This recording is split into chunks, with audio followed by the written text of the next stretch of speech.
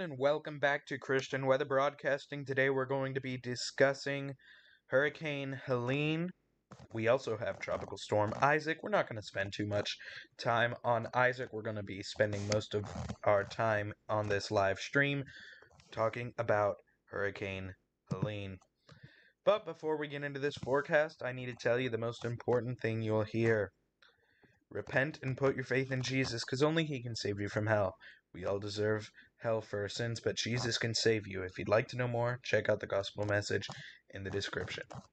Alrighty, everybody, right now you are looking at Hurricane Helene, which is Category 1 hurricane, and Hurricane Helene is starting, I believe, to develop the beginning of an eye. And as far as intensity goes, well, we are forecast now a Category 4 hurricane according to the National Hurricane Center, and it is expected to undergo rapid intensification either over tonight or tomorrow. So that is currently what the storm looks like on satellite imagery. If we go to true color here, we can really see that eye starting to take place in the center of the storm. Still a Category 1 hurricane. I believe by tomorrow morning we'll be seeing a Category 2 hurricane, and it should continue to intensify. Alrighty. Before we get into Helene, I want to talk quickly about Isaac. We have Tropical Storm Isaac here, 50-mile-an-hour wind, 987 millibar pressure, moving east at 12 miles per hour. You can see it's probably not going to affect land. It could affect some land, but it's not really too concerning about this storm. We also have disturbance number 1 here, which has an 80% chance of formation, and that should be our next storm. But let's talk about Hurricane Helene. Hurricane Helene right now has winds of 75 knots or 85 miles per hour. Minimum central pressure of 972 millibars, and its movement is at 9 miles per hour. Okay, so there's a lot of key messages here. I would recommend that you read these for yourself, because it would take me a long time to get through these. But I want to start off with our cone of uncertainty, and I'm going to bring us to the new experimental cone, which I personally like a lot because it shows you where the warnings and watches are. So we have Hurricane Helene's wind field here. You can see the massive wind field on this hurricane. Absolutely massive.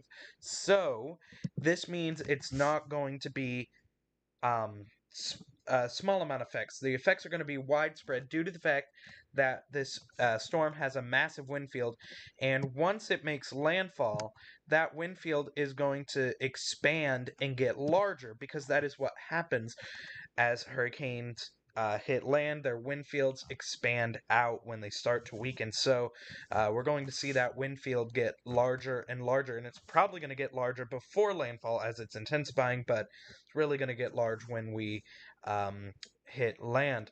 Currently forecasting a landfall somewhere between Apalachicola or Tallahassee as a major Category 4 hurricane with 130 mile per hour wind. You can see hurricane warnings are extending well inland into Georgia, because this thing is going to start moving at a really rapid pace, which means it's not going to weaken very fast. In fact, it'll still be a 60 mile per hour tropical storm well inland into Georgia. So we're going to be seeing these effects very widespread.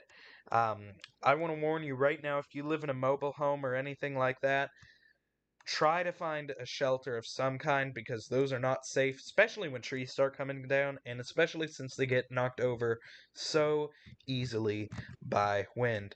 You can see hurricane watches in effect for a lot of the coast of Florida. Also, tropical storm watches from the Keys, also down in Cuba, where there's currently tropical storm wind, all the way up to South Carolina, North Carolina, and even into Alabama. You can see a giant swath where those tropical storm warnings are, and that is again because of this giant giant wind field that this system has. Peak surge is going to be absolutely catastrophic. We're looking from around Carabel to the Swanee River. 15 to 20 feet in this area. 15 to 20 feet is absolutely catastrophic. If you live in these areas, evacuate, especially if you're in evacuation zone. Get out because you do not want to be overtaken by this water. 15 to 20 feet above sea level, or excuse me, 15 to 20 feet storm surge is absolutely mind-blowing. That is terrible amount of storm surge. From Suwannee River down to here, we're looking at 10 to 15, which is also catastrophic. Down to Anclote River, or Anclote, 8 to 12 feet. Again, very bad storm surge. That's dangerous. 5 to 8 in Tampa, so still really bad, all the way down to Tampa.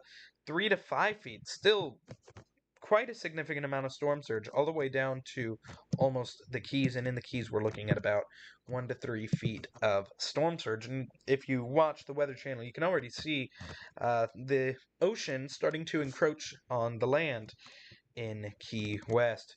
Um, 10 to 15 feet from Carabel to Apalachicola, 6 to 10 feet down to Indian Pass, 3 to 5 feet down to around Mexico Beach, and all the way down to Walton Bay, we're looking at around 1 to 3 feet of storm surge. And extending from around Flagler, Volusia county line, all the way up to the South Santee River in South Carolina, we're looking at 1 to 3 feet of storm surge. So again, still really high storm surge. That is the kind of storm surge that would flood your first level home. Not entirely, but would encroach in your house if you have a very low-lying house. And definitely something you do not want to drive through, because if it does happen to get up to 3 feet, then it's a bad idea to drive your car through that. Again, you don't want to have accidents that cause deaths. Take a look at your wind speed probabilities. We've updated these wind speed probabilities, or excuse me, they have updated these. 90% tropical storm force winds well into Georgia, up into parts of North Carolina and Tennessee, a 30 to 40% chance, and North Florida now has more of a chance of tropical storm force winds. That has increased, and currently Jacksonville is looking at around 50 to 60% chance. Orlando's probably going to be right around that 50 to 60 to 60 to 70% chance, and obviously on the side where this storm is going to be making landfall in the areas surrounding, 90% chance of tropical storm force wind speed, hurricane wind speed probability. I expect this will change. It always does before landfall, but you can see around looks like 70 to 80% chance before landfall in the area where this thing is going to go. Another thing that we have to pay attention to is the absolute amount, a terrible amount of rain that we're going to be getting with this thing. You can see Tallahassee. Let me change the color of my pen here. Tallahassee, where this thing is going to be making landfall, around 12 to 16 inches, which is extremely bad amount of rain. And this thing is going to combine with the front and then dump a ton of rain in the Appalachian mountain chain, where we're looking at anywhere from like 6 to 8 inches of rain, all the way up to a possible, let me see here, let me zoom in here. It looks like right around Knoxville, yep, right around Knoxville, looking like 20 to 30 inches of rain. So that would cause catastrophic flash flooding, river flooding, obviously. So if you live in those areas, be prepared for some bad flooding, because, again, expecting to have an incredible amount of rain dumped, because this thing will also slow down after it makes landfall and moves through Georgia. Alrighty, let's go to the forecast models for this thing. Let's start off with the GFS model. GFS model is forecasting around 950 millibars, making landfall and moving in slightly more east of where the current forecast track is. And I want to go next to the Euro model. The Euro model is, I think, forecasting very similar to the GFS, 952 millibars, maybe a little west of where the GFS is forecasting, or maybe right around the same spot. I think a little bit west of GFS. And then let's go to the hurricane models. H-Wharf. I don't think this scenario is going to happen, but this is what this model is showing.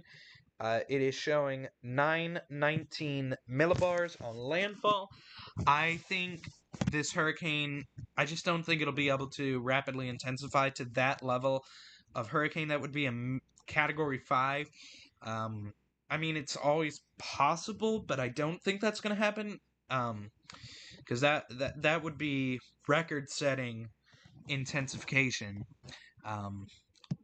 But if it does seem like that's going to happen, obviously I'll warn you all. But that's what the H-Wharf is showing. Showing a little bit east of where the current track is going, probably around Perry, Florida, and moving into Georgia. Let's go to the next H-Mon, which is, I believe, showing also a very catastrophic hurricane around 925 millibars, a little bit west of the H-Wharf, pretty much right on the current NHC track, and it is forecasting a catastrophic hurricane as well. The HAFSA is forecasting, let's let it load here, around 945 millibar hurricane, which is really bad as well.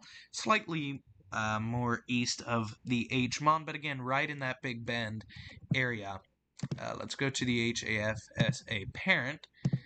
So I like going through these models. It's a good way to know. It's forecasting around 946 millibars as well. Let's go to HAFSB now. The HAFSB model is forecasting around 924, so another catastrophic hurricane landfall. And let's see here. HAFSB parent is forecasting, let's get this, get this up here. It is forecasting another catastrophic 926 millibars right in that Big Bend area. So with this, I want to discuss where I currently think the landfall is going to be. Of course, you want to follow the NHC. They are the professionals here. But from looking at these models, I think we're looking, oops, let me change my pen size here. I think we're looking at like right around here. I think that's where our landfall is going to be. Of course, it's always possible that it ends up on this side of the cone. Of course, this thing could shift anywhere. It could even go outside of the current cone forecast. So don't take that out of the realm of possibility. I think if you live anywhere in these areas, even maybe out this far, you really should pay attention. If you live in those areas where I circled, anywhere that has a hurricane warning or watch, y'all need to all pay attention to this thing. But as far as landfall location, I would say this area that I circled should really pay attention, because anywhere in this area is where we could see landfall. But like I said, based on what the models are showing, right around here seems to be a good spot. But I could be wrong on that, but that's just what I'm seeing currently, and of course that could change, as it always could, because these things are really unpredictable. Let's go to our latest intensity guidance. Most of the models are bringing it to around Category 2, Category 3 strength, with one bringing it to Category 4, but the NHC is still forecasting a Category 4, and what this will depend on, I believe, is the time that it rapidly intensifies. If it's so when it starts rapidly intensifying, I think we'll get a better idea of the exact landfall exact landfall intensity. Here's our spaghetti models. This is what the cone is based off of. You can see some of them are west over here, bringing it a little more west of Apalachicola, and some are near Tallahassee landfall. But what I find really interesting is that the models, like the hurricane models, are showing more of this area, where the spaghetti models are not quite in that area. Whether these will change, that is yet to be seen, but this is currently where they are forecasting, and this is what the cone is based off of, and I don't want you guys to think the cone is all wrong, okay? Even if it makes landfall here, the effects are going to be pretty much the same. Obviously, this whole area is going to be in hurricane force winds, and obviously this whole area is going to be getting bad weather. I mean, the whole coast of Florida. The only, I guess, change that a further eastward shift could have is bringing more effects to northeastern Florida and Orlando. But again, where this thing exactly goes is it's really a small window. It's not going to be like, there's no possibility, I don't believe, of it going all the way over here or ending up down here as a landfall. Those are unlikely. Because we have such tight consensus, I think this general area is where we'll be seeing that landfall occur. Alrighty, now that is basically it for this storm, and I will be doing another update in the morning tomorrow morning. Thank you for watching. This has been Christian Weather Broadcasting. Actually, hold on here. Don't leave yet. I'm going to make sure nobody asked a question or made a comment, and I will answer those right now. Let me get to the live stream. Okay.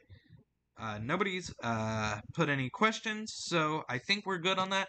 Thank you so much for watching. This has been Christian Weather Broadcasting.